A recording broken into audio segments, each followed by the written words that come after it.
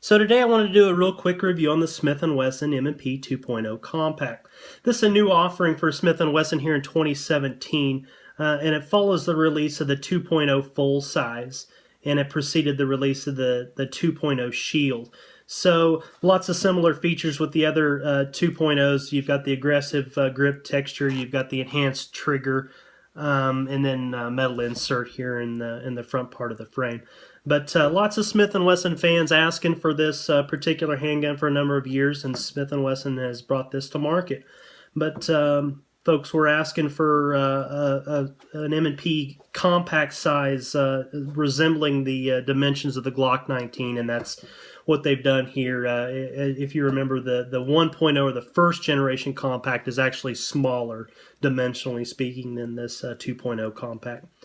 So anyway, that's kind of what they've done. Dimensionally speaking, it's very, very, very close to a Glock 19. But so what all do you get with it? This particular model is the 2.0 compact in 9mm, and it's the LE version. So it's going to ship with three 15-round magazines. Again, these are double-stack magazines, and this is a striker-fired handgun. But they're flush-fitting magazines, so little cutout there. I haven't needed it, haven't used it, but I like a metal magazine with a polymer handgun. The metal on polymer interface is just a little smoother. On an empty magazine, sometimes I find those polymer on polymer hang up a little bit where the metal on metal or metal on polymer don't. But 15 round magazines, you'll get 3 of those with the LE version. You're going to get metal night sights with tritium inserts, so like that. And then you're going to get 4 back straps. And the first generation compact and full size first generation period, I guess, came with 3 back straps. So you're going to get 4 with this 2.0. You're going to get a small, a medium large, and a large. But they're real straightforward as far as removing them and putting them back on. They're the same as the 1.0. You rotate the tool here 90 degrees, it comes out. They just pull right out and then reverse the process to install them. So 1 extra back strap there with the 2.0 compared to the 1.0. The 315 round magazines, the metal night sights. You're also going to get 2 of these pinky extensions, so they're going to ship that with it.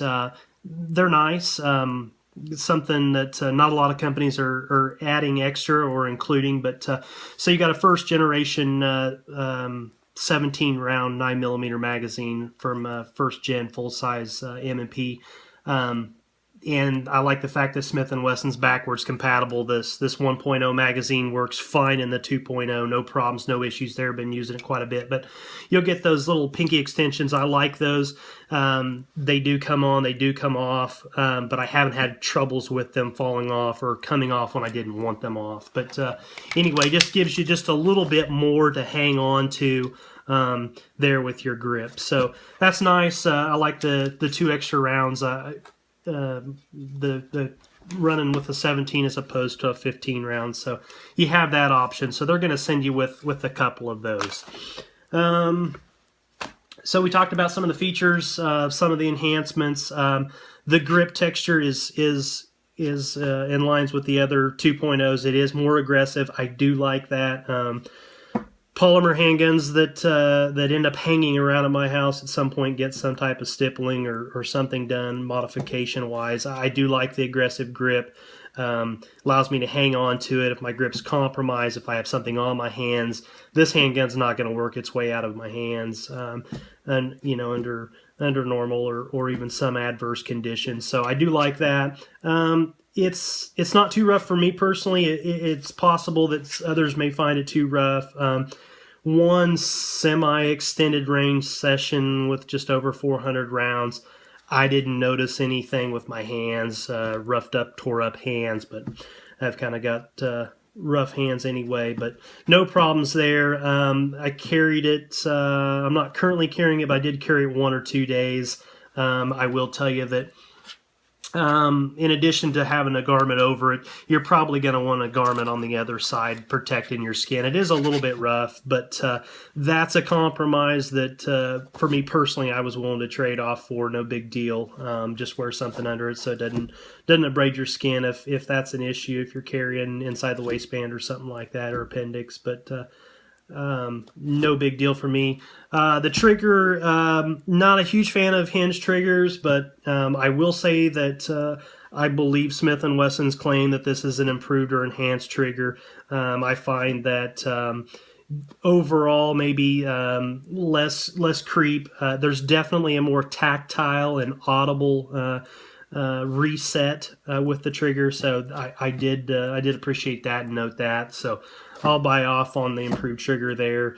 The metal insert, I'm not an engineer. That's not my thing. So they say they need it, and I mean that's fine. Takedown is no different with the 2.0, so you're going to make sure you don't have a magazine in it. You're going to make sure that your chamber's empty. You're going to verify and double check all that. You'll lock the slide to the rear, rotate the takedown lever. If you want to do the Glock method, you'll pull the trigger on an empty chamber. The slide will come off. If you're going to do it the way Smith & Wesson wants, all the same things, all the same checks, you'll remove the tool here or use a screwdriver or something similar. The sear deactivation lever, you'll find it in there. It's painted yellow. It's pretty easy to find. You'll just rotate that forward, and then the slide will come off without pulling the trigger. So a couple options there, whatever works for you. Ambidextrous slide release, however you want to call it. That's on this one. A couple things, or one of the things I noticed in running it with my non-dominant hand and my left hand, I was having trouble releasing the slide with this.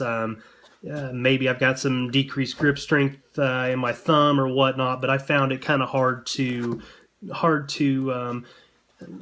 use and run that slide forward.